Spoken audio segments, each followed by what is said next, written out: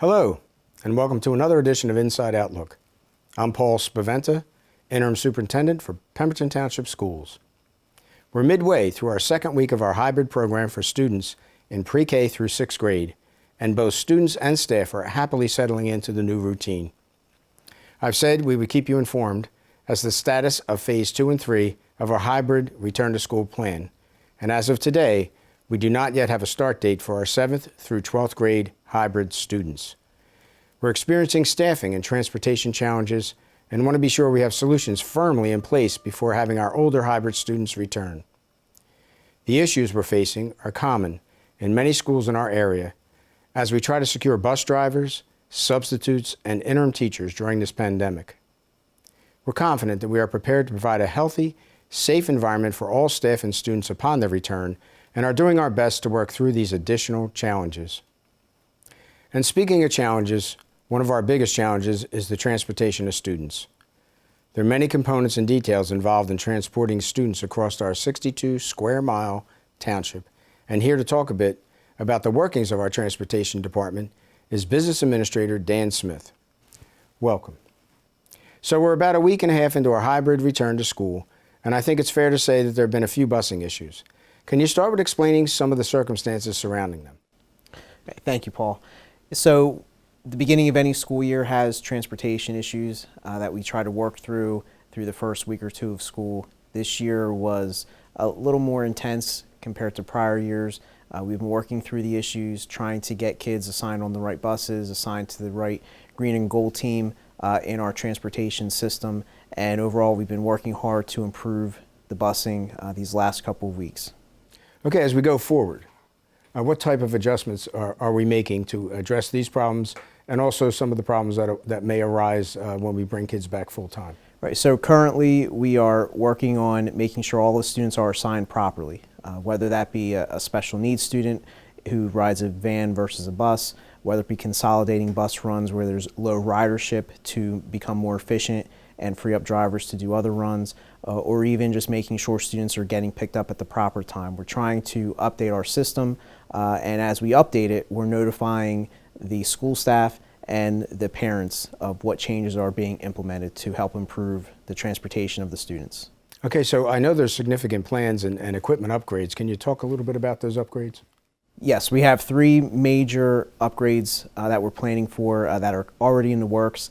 The first one is a radio upgrade for all of our buses. So as you mentioned previously, we have such a large area to cover with our buses.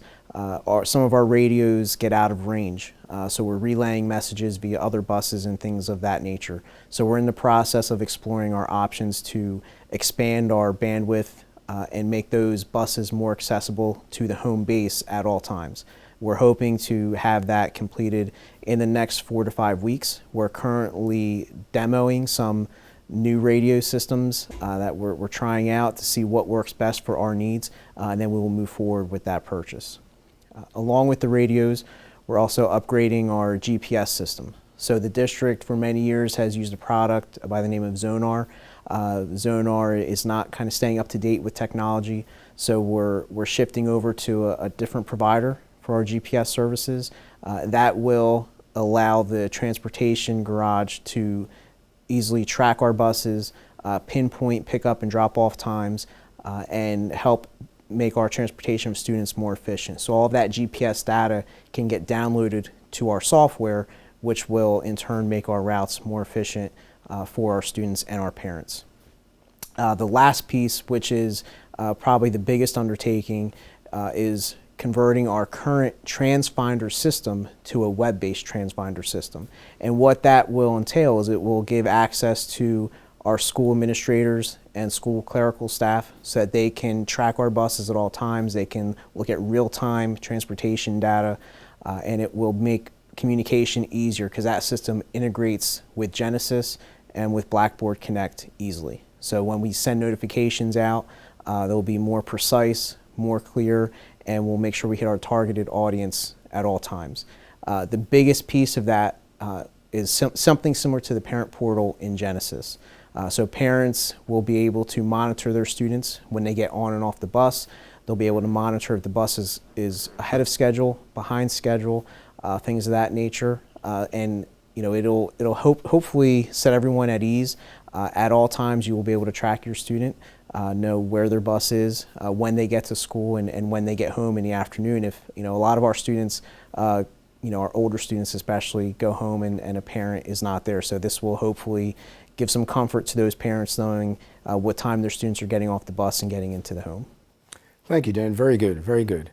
So parents, you've heard that we've updated some things, and we're trying our best to be more communicative to all of you and to let you know where your children are during this transportation issue. So those things are in play right now, and I'd like to thank Dan for sharing that information. And thanks to all of the bus transportation, bus drivers, members of the department, for working with our students, especially during these very difficult times. And now a few scheduling reminders for you, beginning with Election Day, Tuesday, November 3rd. The governor has ordered all school buildings to be closed on Election Day, so in accordance with that executive order, our district will open remotely that day. Even though we will close our buildings, it will still be an official school day, and all current hybrid students and special program students will receive more information from their individual schools regarding their schedule for that day. All teachers will teach remotely, and there will be no change in the schedule for remote program students. As you can see on your screen, November has quite a few days where schools are closed or operating on an early dismissal schedule for parent conferences.